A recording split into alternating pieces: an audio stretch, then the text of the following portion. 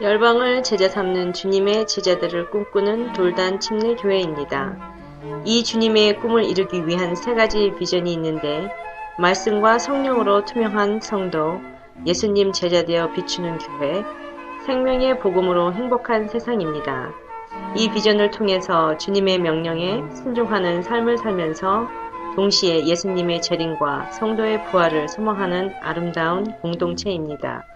오늘 주시는 생명의 말씀을 통해 새로워지고 다시 회복되며 믿음을 더 뿌리내리는 은혜의 시간이 되시길 기도드립니다. 오늘 요한복음 20장 1절에서 12절까지의 말씀을 통해서 빈 무덤과 달리기라는 말씀의 제목으로 은혜를 나누기를 원합니다. 2004년도 8월 30일 그날 여러분 기억하십니까? 아테네 올림픽을 마무리하는 마라톤 경기가 있는 날이었습니다. 브라질 마라톤 선수 리마라는 선수는 이제 영광스러운 승리를 눈앞에 두고 있었습니다. 이제 승리는 그의 것이나 마찬가지였습니다. 마라톤 레이스 35km 지점이었습니다. 그는 이미 25km 지점부터 선두로 뛰어나왔던 사람입니다. 이제 그는 항상 선두로 달려왔기 때문에 이제 결승선은 이제 불과 7.195km만 달리면 되는 그러한 상황이었습니다. 그 순간 그는 누군가에 밀려 인도로 넘어졌습니다. 다시 일어섰지만 뒤따라오던 자전거에 또 한번 부딪혔습니다. 승리에 대한 확신이 이제 절망으로 떨어지는 그러한 순간이 되었습니다. 그래서 일어나서 다시 달렸지만 페이스는 이미 흐트러져 버렸습니다. 5분 뒤 이탈리아의 스테바노 발디니에게 선두를 내줘 버렸습니다. 또 한 명의 마라토너가 그를 지나쳐 버립니다. 리마는 2시간 12분 12초, 그는 3위에 그쳤습니다. 리마를 밀친 사람은요, 종말론 추종자인 아일랜드 남성이었습니다.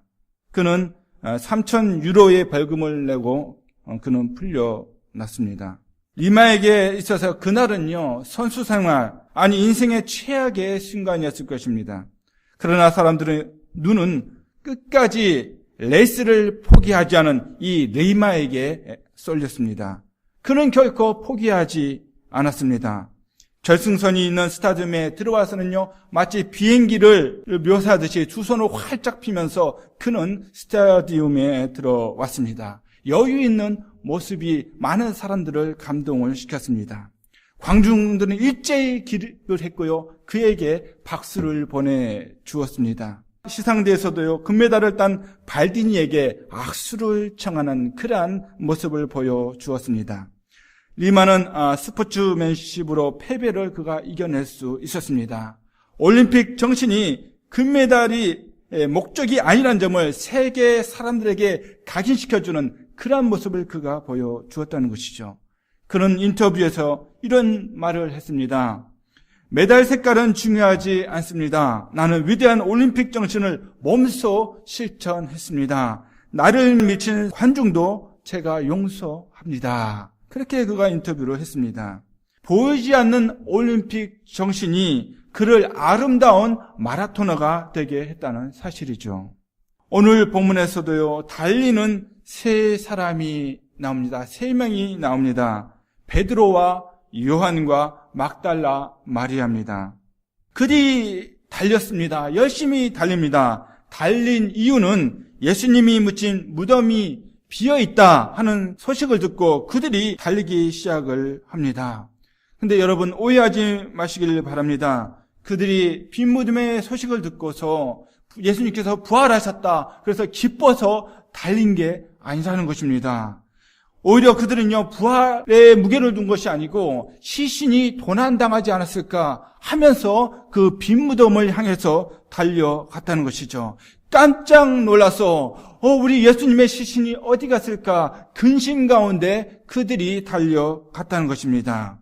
그들은 부활하신 예수님을 눈으로 보고 또 성령을 받은 후에 그들의 삶이 엄청난 변화된 삶을 겪었지, 그들이 빈 무덤을 통해서 별 변화가 일어나지 않았다는 사실입니다. 그들은 예수님이 다시 살아나실 것이라는 약속과 빈 무덤이라는 증거 앞에서 큰 믿음을 그들이 보여주지를 못했습니다. 오늘 달리는 세 사람을 통해서 나의 신앙의 경주를 오늘 이 아침에 다시 한번 돌아보는 이 부활의 아침이 되었으면 좋겠습니다. 그래서 세 사람을 우리가 한번 볼 텐데 베드로 그리고 요한, 막달라 마리아 이 세 사람을 우리가 한 사람씩 살펴보겠습니다. 첫 번째로 베드로입니다.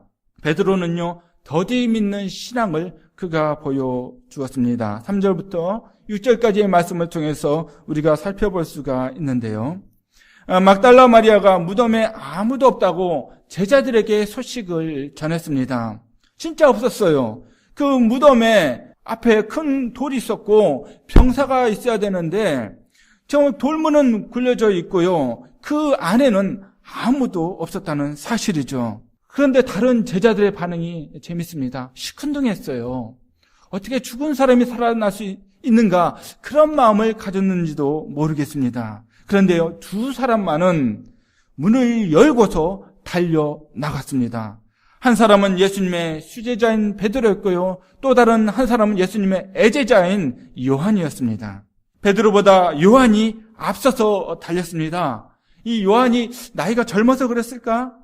근데 이것보다는요, 요한은요, 마지막까지 그 십자가 밑에 있었고요. 그래서 예수님의 그 무덤이 어디에 있는지 사전에 그가 알고 있었을 가능성이 많습니다. 그래서 그가 길을 안내하는 입장에서 앞서서 달리지 않았나 싶습니다. 그리고 그 사람들이 무덤에 이제 도착을 합니다. 요한은 무덤 안에 들어가는 것을 주저했는데요. 베드로는 열린 돌문 사이로 무덤에 들어갔습니다. 그런데 베드로는 예수님께서 부활하셨다. 예수님께서 지금 여기 안 계시니까 부활한 게 맞다 하고 그가 소리를 치지를 않았습니다. 예수님이 누우셨던 것을 조심스럽게 살펴보았습니다. 시신이 도난당한 것을 알고 달려왔는데 좀 석연치 않는 그런 현장이었습니다. 만약 누가 시신을 훔쳐갔다면요, 참으로 이상한 일입니다. 왜냐하면요, 세마포가 남겨져 있어요. 세마포라는 것은요, 예수님을 싼 삼배와 같은 것인데 그게 그대로 있습니다. 그리고요, 그 머리를 쌌던 수건인데 수건은 또 희한하게도 개켜 있었다. 잘 개어져서 바로 옆에 놓여져 있었다는 것입니다. 만일 어떤 도둑이 이 시신을 가져갔다면 참으로 침착한 도둑이 아니었나 싶을 정도로 그 분위기는 참으로 이상한 환경이었다는 것이죠. 그런데요, 더 이상한 것은 베드로가 예수님의 부활을 그럼 생각해 볼 만도 한데 그렇게 생각조차도 못하고 있는 듯 보이는 상황이 벌어지기 때문입니다. 그래서 9절 말씀 보시면요, 어떻게 말씀하고 있습니까? 저희는 성경에 그가 죽은 자 가운데서 다시 살아나야 하리라 하신 말씀을 아직 알지 못하더라. 그 상황이 있었는데 그들이 지금 알지 못하는 거예요. 베드로가 예수님께서 부활하신 사실을 그가 깨닫지를 못하고 있습니다. 근데요, 대제사장들은요, 이 상황을 보고받습니다. 동일한 사건에 대해서 보고를 받는데 대제사장은 무엇을 생각합니까? 예수님께서 죽기 전에 여러 번 당신이 죽은 자 가운데서 부활한다는 것을 그가 밝히셨거든요. 그것을 기억한 거예요. 대제사장도 기억하고 있었는데 제자들은 알지 못하였더라. 참으로 이상한 상황이 벌어지고 있습니다. 베드로는 다른 제자들처럼 더디 믿는 신앙의 소유자였음을 우리가 알 수 있는 부분입니다. 누가복음 24장 25절에서 보면요, 무덤이 비었다는 소식을 듣고도 기쁨 대신 슬픔에 빠져있는 제자들 향해서 예수님께서 어떻게 말씀하셨습니까? 미련하고 선지자들의 말한 모든 것을 마음에 더디 믿는 자들이여 라고 그들을 책망을 하십니다. 이미 예수님께서 말씀하시기 전에도 이미 선지자들을 통해서 또한 예수님 당신의 입을 통해서 내가 죽은 자들 가운데서 다시 부활할 것이라고 이미 암시하고 말씀해 주셨음에도 불구하고 그들을 향해서 뭐라고 말씀하십니까? 더디 믿는 자들이요, 더디 믿는 자들이요 라고 그들을 향해 말씀을 하십니다. 여기서 보면요, 베드로의 신앙은 마치 물주전자와 같은 그런 신앙이 아닌가 싶습니다. 온도가 올라가요. 어떻습니까? 물주전자 온도가 높이 올라가면 뚜껑이 팔락팔락 움직이면서요, 펄펄펄펄 하면서 소리를 냅니다. 그런데 불을 딱 끄면 어떻게 돼요? 조용해집니다. 정적이 감돌 정도로 조용해집니다. 이런 베드로의 신앙은요, 성경에서 여러 번 나타나고 있습니다. 예수님께서 물 위를 걸어가실 때 베드로가 어떻게 합니까? 물 위를 걸어서 오시는 그 예수님을 보면서 제일 먼저 뛰어든 사람이 바로 베드로였습니다. 그런데 옆에서 물결이 출렁출렁 거리니까 그 마음에 두려움이 생깁니다. 그 가운데 이내 또 빠져버린 사람이 바로 베드로였다는 것이죠. 예수님께서 너희들은 나를 누구라고 생각하느냐라고 물어봤을 때 베드로가 제일 먼저 나서서 정말 정답을 얘기하죠. 주는 그리스도시요 살아계신 하나님의 아들이십니다. 그 가운데 예수님께서 또 이어서 말씀하십니다. 내가 죽어야 되겠고 내가 다시 살아나야 할 것이다 라고 말씀하시니까 어떻게 답변합니까? 주님, 그런 일이 있어서는 안 됩니다. 주님, 그러시면 안 됩니다. 하니까 예수님께서 사단아, 내 뒤로 물러가라. 정말 예수님의 수제자에서 정말 사단으로 몰리는 그런 지경에 그가 처하는 것을 볼 수가 있습니다. 마치 물주전자가 펄펄펄 끓다가 조그만 시간이 지나면요, 푹 꺼져 버리는 것처럼 그의 신앙이 그런 신앙이었음을 우리가 찾아볼 수 있다는 것이죠. 지금도 베드로는요, 열심히 땀을 흘리면서 달려왔는데 빈 무덤을 직접 자기 눈으로 확인하고요, 그리고 부활의 정황이 어느 정도 있었음에도 불구하고 그가 믿지를 못했다는 것입니다. 우리 10절 말씀 함께 읽겠습니다. 이에 두 제자가 자기 집으로 돌아가니라. 아멘. 자, 어디로 갔다고요? 집에 갔어요. 이 놀라운 현장을 그대로 두고요, 뒤로 하고 그들이 집으로 갔습니다. 나중엔 부활의 주님을 심지어 보고서요, 사명도 그들이 받습니다. 21절 말씀 보실까요? 예수께서 또 가라사대 너희에게 평강이 있을지어다. 아버지께서 나를 보내신 것 같이 나도 너희를 보내노라. 사명이죠. 그런데 그들이 어떻게 합니까? 그런데도 나는 물고기 잡으러 가노라. 여러분, 참 이해가 되지 않습니다. 그렇죠? 여러분들은 어떻게 했을 것 같아요? 그런데 이 상황을 보면요, 정말 이해가 잘 안 되는, 여러분 성경책 그대로 그냥 읽다 보면 그냥 말씀이겠거니 그냥 쉽게 지나갈 수 있는데요, 이해 잘 안 되는 상황들이 벌어지고 있어요. 그런데 어쩌면 우리들의 모습인지도 모릅니다. 그런 상황들이 벌어지고 있습니다. 그들이 빈무덤 앞에서 어떠한 자세를 가져야 주님께서 기뻐하셨겠습니까? 그들은요, 기다렸어야 했습니다. 다시 한번 확인을 해 보았어야 했습니다. 다시 한번 묵상을 하면서 주님께서 주신 말씀을 기억하면서 다시 한번 찾았어야 하는데 그들은 집으로 돌아가 버렸습니다. 베드로는 참으로 바위에 글 새기는 것이 힘든 것처럼 더디 믿는 신앙의 소유자가 아니었나 싶습니다. 우리는 수제자라고 생각하죠. 그렇지만 이렇게 나온 내용은요, 그거와 다른 모습을 우리에게 보여주고 있다는 것입니다. 언뜻 보기에는 정말 신앙이 좋아 보이지만은요, 실제로는 그렇지 않았다는 거예요. 실제로는 그렇지 않았다는 사실입니다. 더디 믿었다는 거예요. 제자들이 전부 다 그랬어요. 사랑하는 성도 여러분, 우리의 신앙생활 가운데는 이런 면 혹시 없습니까? 베드로처럼요, 예수님 하면서 큰 은혜 받기는 원하는데 실제 삶 가운데는요, 헌신하기 힘들어하고 봉사하기 힘들어하고 뭔가 하려고 하면 어려움 가운데 있는 경우는 없냔 말이죠. 예수님을 향해서 열심히 달리기 시작했으면 끝까지 예수님을 목표로 향해서 달려야 하는데, 푯대 대신 예수 그리스도를 향해서 달려야 하는데 이런 이유로 저런 이유로 어느 순간부터 걷고 있습니다. 가만히 서 있습니다. 누워 있습니다. 잠자고 있습니다. 다른 사람들은 열심히 뛰어가고 있는데 말이죠.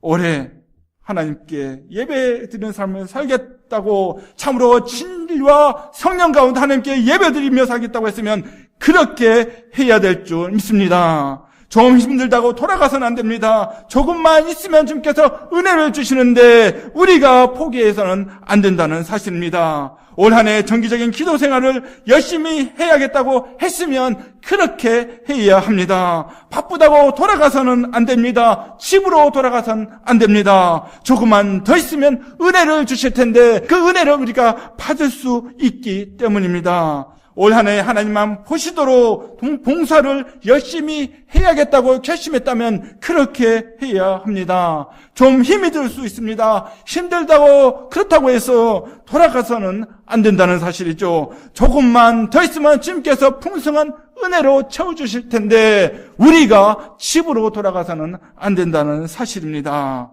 더디 믿어서 돌아가지 마시고 확실히 믿어서 하나님의 은혜를 누리시는 저와 여러분이 되기를 주님의 이름으로 축원드립니다. 두 번째 사람 누굽니까? 요한입니다. 베드로와 함께 빈 무덤을 똑같이 보았는데 그의 반응은 좀 달랐습니다.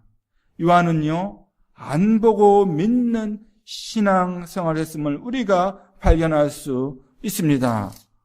어떻게 믿었다고요? 그는 안 보고 믿었습니다. 막달라 마리아로부터 무덤이 비었다는 긴급 뉴스를 듣자마자 그들은 뛰어나갔습니다. 3절 말씀 보시면요, 베드로와 그 다른 제자가 나가서 무덤으로 갈새. 여기서 나갔다는 의미는요, 이 듣자마자 쏜살같이 문을 활짝 열고 무덤을 향해 달려가 나갔다는 그러한 의미입니다. 근데 여러분, 당시 이 팔레스타인의 풍습에는요, 성인들은 달리지 않았습니다. 옛날 우리 이조시대 때 양반들이 달리지 않은 것처럼요, 걸어 다녔죠. 뛰거나 그러지 않았어요. 이 당시에도 성인들은요, 달리는 일이 없었어요. 그냥 걸어 다녔어요. 이 사람들은 뛰어나갔습니다.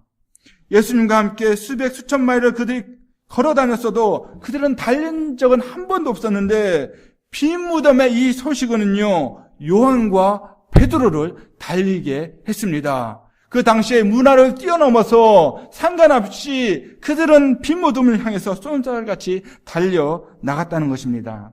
그리고 요한이 먼저 도착을 했어요.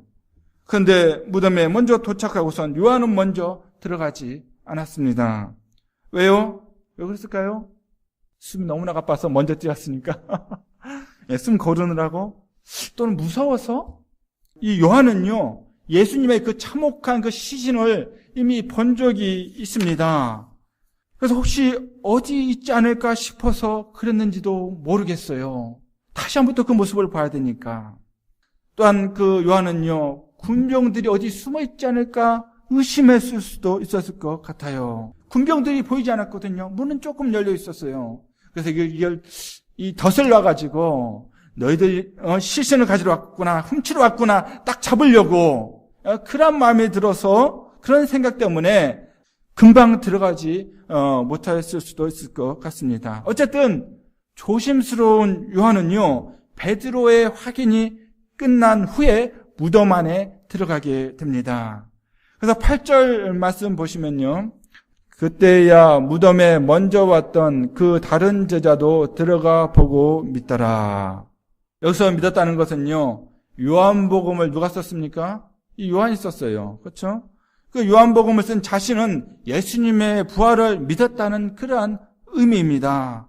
부활하신 예수님을 아직 보지는 못했지만 요한은 믿었다는 거예요. 그 참혹한 그 십자가에서 그 예수님을 기억하고 있고요. 그리고 그 약속을 기억하고 그가 믿었다는 사실입니다. 이렇게 보지 않고도 부활하신 주를 믿는 것이 참으로 주님께서 원하시는 믿음인 줄 믿습니다. 미처 부활하신 예수님을 보지 못한 도마를 우리가 잘 기억을 합니다. 제자들은 다 봤어요. 근데 도마는 왠지는지 그 자리에 없었습니다. 그래서 제자들이 얘기하죠. 도마한테 얘기합니다. 우리는 봤다. 그러니까 도마가 어떻게 얘기합니까? 내 두 눈으로 보지 않는 이상 내가 믿지를 못하겠다. 그 사건 이후에 8일이 지납니다.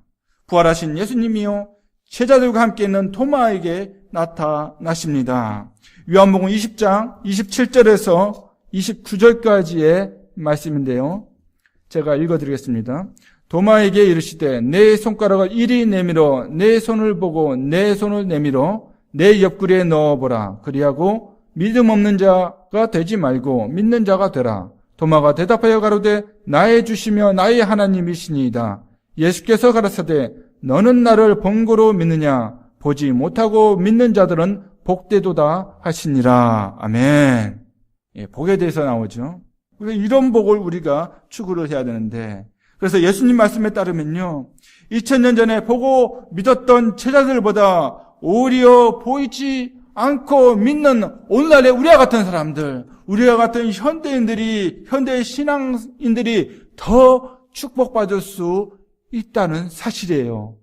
여러분 예수님 보신 적 있으세요? 빈 무덤 본 적 있습니까? 본 적 한 번도 없잖아요. 그런데요, 보지 않고 믿는다면 더 축복을 받을 거라고 예수님께서 도마에게 말씀을 해 주셨습니다. 예수님은 언제나 그런 믿음을 가지시기를 원하셨습니다. 어느 날 서기관과 바리새인이요, 그 몇 명이 와서 표적을 보여달라고 예수님께 요청을 합니다. 그랬더니 마태복음 12장 39절에 예수님께서 어떻게 말씀하셨습니까? 함께 읽겠습니다. 시작. 예수께서 대답하여 가라사대 악하고 음란한 세대가 표적을 구하나 선지자 요나의 표적밖에는 보일 표적이 없느니라. 아멘. 예수님께서 이 땅에 오셔서 많은 표적을 보여주셨어요. 표적을 행할 수 있는 정말 전능하신 능력을 갖고 있는 참 하나님이 예수님이십니다. 그런데 예수님께서 이 땅에 오신 목적은요, 그 표적 자체를 위해서 이 땅에 오신 것이 아니라는 것이죠. 그것이 목적이 아니시고요, 그것은 수단이었다는 사실을 여러분 기억하시기를 바랍니다. 근데요, 표적을 좋아하는 유대인들에게 정말 경종을 울리면서 하신 말씀입니다. 너희들이 표적을 보기 원하느냐? 그렇다면 너희들이 봐야 할 유일한 표적이 있는데 그것은 무슨 표적이라고요? 요나의 표적이다. 요나의 표적은 무엇을 상징합니까? 주님의 부활을 상징하는 줄 믿습니다. 바로 부활을 상징하는 요나의 표적이 너희들에게 정말 보여주고 싶은 표적이라는 사실이죠. 아픈 사람이 병을 낫고 귀신이 쫓겨나가는 표적, 주님께서 그 일을 하셨습니다. 그렇지만요, 그런 수단이었고 정말 내가 너희들에게 보여주고 싶은 거, 정말 보여주고 싶은 것이 있는데 바로 부활의 표적이라는 것입니다. 너희들이 그것을 요구했어야 된다는 것이죠. 그것을 믿었어야 된다는 것이죠. 그래서 성경에서는 어떻게 얘기합니까? 유대인들은 표적을 좋아한다고 합니다. 헬라인들은 지식적인 토론을 좋아한다고 그래요. 근데 사도 바울은요, 뭐라고 얘기합니까? 오직 십자가에 못 박히신 그리스도를 나는 전한다. 부활하신 예수 그리스도를 전한다고 그가 외치면서 나갔던 것을 여러분이 기억하시기를 바랍니다. 주님 말씀대로 그가 따른 거예요. 이 십자가의 신앙과 부활의 신앙은 우리가 세상 사람들에게 보여줘야 될 최고의 표적임을 여러분 기억하시기를 바랍니다. 우리가 많은 표적과 능력이 이 시대에도 주님께서 원하시면 하실 수 있어요. 그렇지만 그러한 것들보다도 우리가 더 근본적으로 추구해야 될 표적이 있다면 요나의 표적, 부활의 신앙, 십자가의 신앙인 줄 믿습니다. 그런데 한 가지, 요한에게 아쉬운 점이 한 가지 남습니다. 그가 믿긴 믿었는데 아쉬운 점 한 가지가 남아요. 예수님의 부활을 확인한 후에 기뻐서 소식을 전했다는 내용이 나오지를 않습니다. 보지 않는 믿음은 참 훌륭했는데요, 후속 조치가 없었습니다. 믿음의 실천이 없었다는 것이죠. 거센 폭풍에 배 한 척이 나뭇잎처럼 파도에 흔들립니다. 사람들은 공포에 질려 불안에 떨고 있습니다. 이제 다 죽었구나 하는 생각밖에 없습니다. 다만 한 어린 아이만은요, 파도 구경이 재미있는 것처럼 태연하게 바라보고 있습니다. 얘야, 너는 무섭지도 않니? 아니요. 아주머니는 무서운가요? 무섭다마다 죽을 지경이다. 전 아무렇지도 않아요. 우리 아버지가 입에 키를 잡고 계신걸요. 우리 아버지는요, 1등 선장이세요. 야, 너는 아버지에 대한 믿음이 대단하구나. 그리고 우리 아버지는요, 하나님을 의지하고 계시거든요. 걱정 마세요, 아주머니. 아주머니도 무사하실 거예요. 여러분, 이 어린아이는요, 아버지와, 선장인 아버지와, 그리고 그 하나님을 실제로 믿고 자랑했다는 것을 여러분 기억하시기를 바랍니다. 우리 추상적으로 믿은 게 아니에요. 실제적으로 그렇게 알렸다는 거예요. 사랑하는 성도 여러분, 우리는 이스라엘에 가본 적도 없습니다.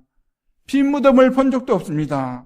설교 듣고 말씀 공부하고 기도하면서 우리는 예수님의 부활을 믿습니다. 하나님의 약속인 성경을 믿기 때문에 주님의 약속을 따라 살아가는 분들의 놀라운 간증들을 볼 수 있기 때문에 우리가 믿음 가운데 사는 줄 믿습니다. 근데 여기서 한 발 더 나아가서 필요한 것이 무엇입니까? 바로 믿음의 실천인 줄 믿습니다. 모든 상황 가운데 십자가의 예수, 부활하신 예수를 세상 가운데 선포하고요, 전하며 믿음의 경주를 하는 저와 여러분 되기를 주님의 이름으로 축원합니다. 베드로는 더디 믿었고요, 요한은 보지 않고 믿었습니다. 그러나 둘 다 집으로 돌아갔습니다. 여기 한 여인만 빈 무덤 앞에서 울고 있습니다. 막달라 마리아입니다. 그에게 있는 신앙은 남아있는 신앙이었습니다. 10절부터 11절까지 말씀을 우리가 보면 알 수 있는데요. 무덤이 비어있다는 소식을 제자들에게 달려가서 전한 사람이 바로 막달라 마리아였습니다. 그러나 마리아 역시 부활하신 예수를 믿고 그랬던 것은 아닙니다. 2절 말씀 보시면요, 20장 2절 말씀 제가 읽어드리겠습니다. 시몬 베드로와 예수의 사랑하시던 그 다른 제자에게 달려가서 말하되 사람이 주를 무덤에서 가져다가 어디 두었는지 우리가 알지 못하겠다 하니, 그래서 어떤 사람이 주님의 그 시신을 엉켰다 하는 생각을 갖고 그가 제자들에게 말했습니다. 마리아는 7 귀신 들렸던 여인이었습니다. 그리고 예수님께서 치료해 주셨습니다. 그 이후로 예수님을 위해서 열심히 수종 들면서 따라다녔던 여인이 바로 마리아였습니다. 그리고 마리아의 장점이라면 오늘 본문에서 나오는데요, 끝까지 남아있는 신앙이었다는 것이죠. 끝까지 남아 있었습니다. 그는요, 예수님께서 십자가에 달려 있을 때도 그는 그 앞에 남아 있었습니다. 그리고 예수님께서 십자가에서 돌아가시고 십자가에서 끌어내려지는 그 상황 가운데서도 마리아는 그 가운데 있었습니다. 그리고 예수님의 시신이요 요셉의 무덤에 안치될 때에도 그는 그 가운데 남아 있었습니다. 어떻게 알 수 있습니까? 그 안식 후 첫날에 그 무덤을 쉽게 확인하고 돌아가고 또 찾는 것을 봤을 때 우리가 알 수가 있습니다. 그리고 빈 무덤을 제자들이 확인하고 돌아간 후에도 그는 계속 그 자리에 남아 있었다는 것이죠. 쉽게 떠나지 못했습니다. 왜요? 그 주님의 시신이 보이지 않으니까. 그의 눈에서 눈물이 흐릅니다. 그 보고 싶은 그 시신이 보이지 않으니까, 사라졌으니까 눈물이 마르지를 않습니다. 이렇게 남아있던 마리아는요, 베드로와 요한이 보지 못했던 것을 이제 보게 됩니다. 여러분, 그 시험 볼 때도 그렇잖아요. 시험 볼 때 금방 나가는 사람들이 있죠. 몇 분 안 돼서 금방 나가는 분들이 있어요. 두 경우 중에 한 경우가 아닌가 싶습니다. 첫 번째는 시험 준비를 정말 많이 해가지고, 정말 아니면 천재적인 두뇌를 가져서 이 문제를 다 풀고 나가는 사람. 또 한 사람은요, 시험 준비를 전혀 안 해가지고, 에이, 이건 다 모르겠다. 까만 건 것이고 하얀 건 종이네 하고 그냥 나가는 사람. 근데 끝까지 남아있는 사람들도 있죠. 그 시간이, 시험 시간 종이 울릴 때까지 남아있는 사람도 있습니다. 의심나는 문제 다시 한번 체크해보고, 이리 보고 저리 보고 하는 사람들. 근데 이런 분들은요, 중간 이상은 하는 사람들인 것 같습니다. 좋은 성적 받는 경우가 적지를 않습니다. 이 마리아도요, 예수 부활을 확신하지 못했지만요, 빈 무덤 주위에서 서성거리면서요, 남아있었더니 놀라운 체험을 그가 하게 됩니다. 천사를 그가 볼 뿐더러 부활하신 예수를 가장 처음 본 사람이 누군지 아십니까? 바로 마리아였습니다. 제자들이 아니었어요. 막달라 마리아가 제일 먼저, 이 여인이 제일 먼저 봤다는 사실입니다. 여러분, 상한 마음에 하염없이 울고 있는 이 여인을 천사가 부릅니다. 여자여 어찌하여 우느냐? 예수님께서 여자여 어찌하여 울며 누구를 찾느냐? 사랑하는 성도 여러분, 우리 하나님은요, 우리 예수님이처럼 상한 심령을 불쌍히 여기시는 줄 믿습니다. 바로 주님 앞에서 통회하고 정말 그 상한 심령을요, 정말 주님께서 불쌍히 여기시는 줄 믿습니다. 그래서 시편 34편 18절 말씀 함께 읽겠습니다. 시작. 여호와는 마음이 상한 자에게 가까이 하시고 중심에 통회하는 자를 구원하신도다. 아멘. 중심이라는 건 뭡니까? 형식적인 게 아니라는 거예요. 내 넋두리 하는 사람이 아니라는 거예요. 정말 중심으로 주님을 사랑해서 그 안에서 통회하고 하나님 보고 싶습니다. 주님 도와주시옵소서 하면서 중심으로 살아계신 그 주님의 임재 앞에 나가는 사람, 그 사람을 주님께서 불쌍히 여기시는 줄 믿습니다. 동일하게 예수님께서 그 상한 마음을 하시고 마리아를 만나주시고 영광의 모습, 부활하신 모습을 보여주신 줄 믿습니다. 예수님의 제자들이 아니었습니다. 막달라 마리아가 처음 보는 복을 그가 누리게 되었습니다. 어떻게 해요? 끝까지 남아 있었더니, 정말 영적으로 깨어서 끝까지 남아 있었더니, 그 마음에 통해하는 심령으로 끝까지 남아 있었더니, 그래서 마리아는요, 빈 무덤의 소식과 부활의 소식을 처음 전하는 증인이 된 줄 믿습니다. 하나님은 항상 주님을 위해서 남은 자를 축복하십니다. 노아는 대홍수에서, 롯은 소돔의 멸망에서 하나님의 축복받은 남은 자들이었습니다.